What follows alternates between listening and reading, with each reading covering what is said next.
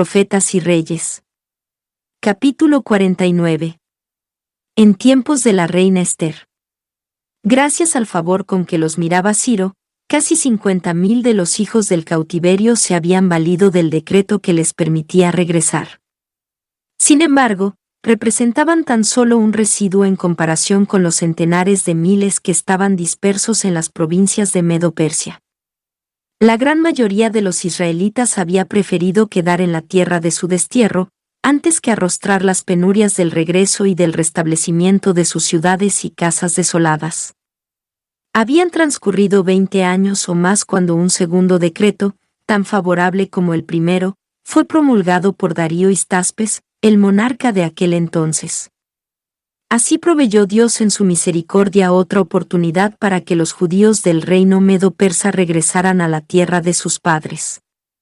El Señor preveía los tiempos dificultosos que iban a seguir durante el reinado de Jerjes, el Asuero del libro de Ester, y no solo obró un cambio en los sentimientos de los hombres que ejercían autoridad, sino que inspiró también a Zacarías para que instase a los desterrados a que regresasen. El mensaje dado a las tribus dispersas de Israel que se habían establecido en muchas tierras distantes de su antigua patria fue: huid de la tierra del Aquilón, dice Jehová, pues por los 4 vientos de los cielos os esparcí, dice Jehová. Oh Sión, la que moras con la hija de Babilonia, escápate. Porque así ha dicho Jehová de los ejércitos, después de la gloria me enviará él a las gentes que os despojaron, porque el que os toca, toca a la niña de su ojo. Porque, he aquí yo alzo mi mano sobre ellos, y serán despojo a sus siervos, y sabréis que Jehová de los ejércitos me envió. Zacarías 2:6-9. Seguía siendo propósito del Señor, como lo había sido desde el principio, que su pueblo le honrase en la tierra, y tributase gloria a su nombre. Durante los largos años de su destierro, les había dado muchas oportunidades de volver a serle fieles. Algunos habían decidido escuchar y aprender, algunos habían hallado salvación en medio de la aflicción. Muchos de estos iban a contarse entre el residuo que volvería. La inspiración los comparó al cogollo de aquel alto cedro, que sería plantado, sobre el monte alto y sublime, en el monte alto de Israel. Ezequiel 17:22-23. Aquellos, cuyo espíritu despertó Dios. Esdras 1:5, eran los que habían regresado bajo el decreto de Ciro. Pero Dios no dejó de interceder con los que voluntariamente habían permanecido en el destierro, y mediante múltiples instrumentos les hizo posible el regreso. Sin embargo, los más de aquellos que no respondieron al decreto de Ciro no se dejaron impresionar tampoco por las influencias ulteriores, y aun cuando Zacarías les amonestó a huir de Babilonia sin demora, no escucharon la invitación. Mientras tanto, las condiciones estaban cambiando rápidamente en el imperio medo-persa. Darío Histaspes, durante cuyo reinado los judíos habían sido notablemente favorecidos, tuvo por sucesor a Jerjes el Grande. Fue durante su reinado cuando los judíos que no habían escuchado la invitación de huir fueron llamados a arrostrar una terrible crisis. Habiéndose negado a valerse de la vía de escape que Dios había provisto, se encontraron de repente frente a frente con la muerte. Mediante el agageo Amán, hombre sin escrúpulos que ejercía mucha autoridad en Medo-Persia, Satanás obró en ese tiempo para contrarrestar los propósitos de Dios. Amán albergaba acerba malicia contra Mardoqueo, judío que no le había hecho ningún daño, sino que se había negado simplemente a manifestarle reverencia al punto de adorarle. No conformándose con meter mano en solo Mardocheo, Amán maquinó la destrucción de todos los judíos que había en el reino de Asuero, al pueblo de Mardocheo. Ester 3:6.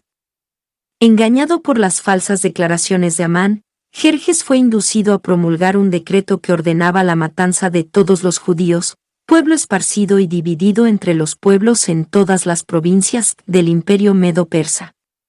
Versículo 8. Se designó un día en el cual los judíos debían ser muertos y su propiedad confiscada. Poco comprendía el rey los resultados abarcantes que habrían acompañado la ejecución completa de este decreto. Satanás mismo, instigador oculto del plan, estaba procurando quitar de la tierra a los que conservaban el conocimiento del Dios verdadero. Y en cada provincia y lugar donde el mandamiento del rey y su decreto llegaba, tenían los judíos grande luto, y ayuno, y lloro, y lamentación, saco y ceniza era la cama de muchos. Ester 4:3.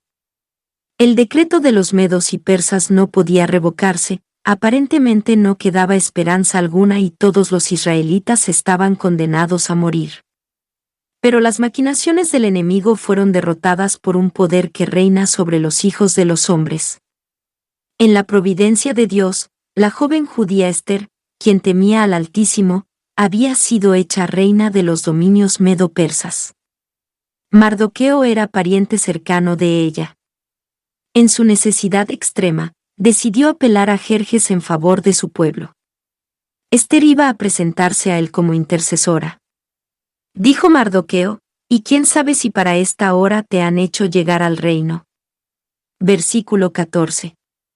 La crisis que arrostró Ester exigía presta y fervorosa acción, pero tanto ella como Mardoqueo se daban cuenta de que a menos que Dios obrase poderosamente en su favor, de nada valdrían sus propios esfuerzos. De manera que Ester tomó tiempo para comulgar con Dios, fuente de su fuerza.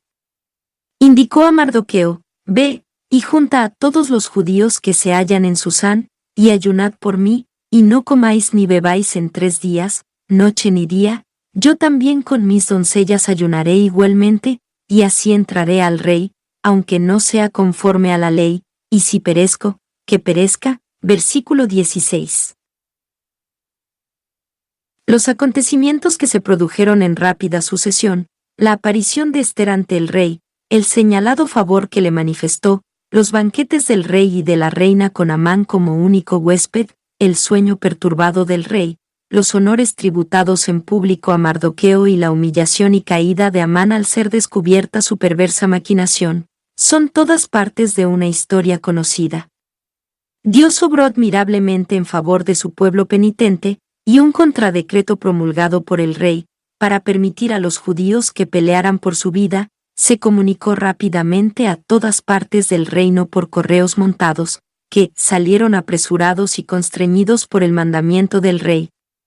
Y en cada provincia y en cada ciudad donde llegó el mandamiento del rey, los judíos tuvieron alegría y gozo, banquete y día de placer. Y muchos de los pueblos de la tierra se hacían judíos, porque el temor de los judíos había caído sobre ellos. Ester 8:14, 17.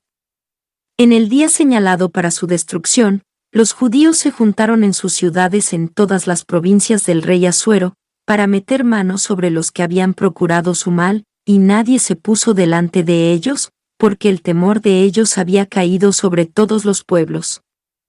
Ángeles excelsos en fortaleza habían sido enviados por Dios para proteger a su pueblo mientras éste se aprestaba, en defensa de su vida. Ester 9:2, 16. Mardoqueo había sido elevado al puesto de honor que ocupara antes Amán. Fue segundo después del rey Asuero, y grande entre los judíos, y acepto a la multitud de sus hermanos, Ester 10:3, pues procuró el bienestar de Israel. Así fue como Dios devolvió a su pueblo escogido el favor de la corte medo-persa, e hizo posible la ejecución de su propósito de devolverlos a su tierra. Pero transcurrieron todavía varios años, y fue solamente en el 7º de Artajerjes I, sucesor de Jerjes el Grande, cuando un número considerable de judíos volvió a Jerusalén, bajo la dirección de Esdras. Los momentos penosos que vivió el pueblo de Dios en tiempos de Ester no caracterizan solo a esa época. El revelador, al mirar a través de los siglos hasta el fin del tiempo, declaró, entonces el dragón fue airado contra la mujer, y se fue a hacer guerra contra los otros de la simiente de ella, los cuales guardan los mandamientos de Dios, y tienen el testimonio de Jesucristo. Apocalipsis 12:17. Algunos de los que viven hoy en la tierra verán cumplirse estas palabras. El mismo espíritu que en siglos pasados indujo a los hombres a perseguir la iglesia verdadera, los inducirá en el futuro a seguir una conducta similar para con aquellos que se mantienen leales a Dios. Aún ahora se están haciendo preparativos para ese último gran conflicto.